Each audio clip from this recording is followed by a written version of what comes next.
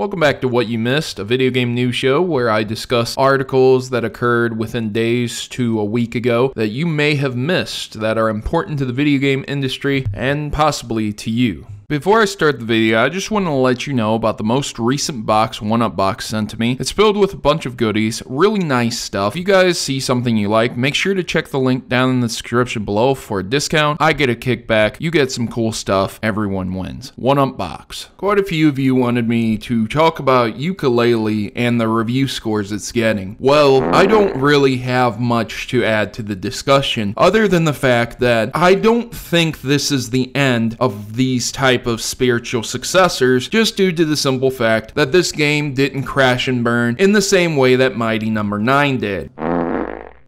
It was fairly close to it before it released, but it didn't get there all the way. I think for that reason, that's the only saving grace, that this game isn't as terrible as Mighty No. 9 was. The thing is that a lot of people have already reviewed this game. You know, go look at Videogamedunky's review on this game. Go look at Boogie and what he said about this game. There's a lot of big people, big YouTube following. They play a lot of games, grew up in the same times I did, and they'll probably tell you the same thing I will. But I'm just looking at the bright side of things, hoping that this really didn't kill the possibility of crowd-funded spiritual successors from companies that didn't want to continue the game series. When Yooka-Laylee failed in what it was expected to deliver, it let down a lot of nostalgic fans. I don't think a lot of young kids these days would even be bothered that much with Yooka-Laylee, to be honest. I think that there's a lot of people out there who are extremely nostalgic for this game, and that will skew the way that they look at it. Every little thing that's wrong is now magnified even worse because of the nostalgia. So something that would have been, I don't know, maybe a minor annoyance will add up over time. But that's not to say that there aren't certain examples that won't do that. Like, for example, when you go in and out of a loading area, the zooming sound effect, it's like if you use the same exact filter over and over and over again with a sound effect. Do I go this way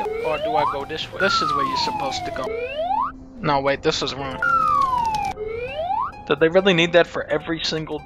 You really don't want that sound effect to be something annoying. You really don't want a sound effect at all if you're going to be doing it multiple times, because that can make or break someone's experience if they have to backtrack through doors and they get lost easily. So there's just one small example of what happens within the game that just, it's not a good time for that reason. But is it an absolutely horrible game? No, I wouldn't even say it's a bad game. I just wouldn't say it's a good game. It is a game. 3D platformers, collectathons, they're pretty decent games to play if you're into that sort of thing. Some of them aren't that bad, like Mario 64 doesn't require you to get everything just to play through the game. But there are other games that require a bit more of the player that would probably drive them to not want to finish the game. That's the way of collectathons and early games like that. But that's the generation that I grew up with. I grew up during the SNES, N64's, PlayStation days, so I know about it firsthand. What do you guys think about Yooka-Laylee? Have you played it? Did you enjoy it? Have all the controversies and reviews put you off of the game entirely? Let me know your thoughts and opinions in the comment section below. I've been your host, Protomario. I'm signing out. Thanks for taking the time out to watch this video today.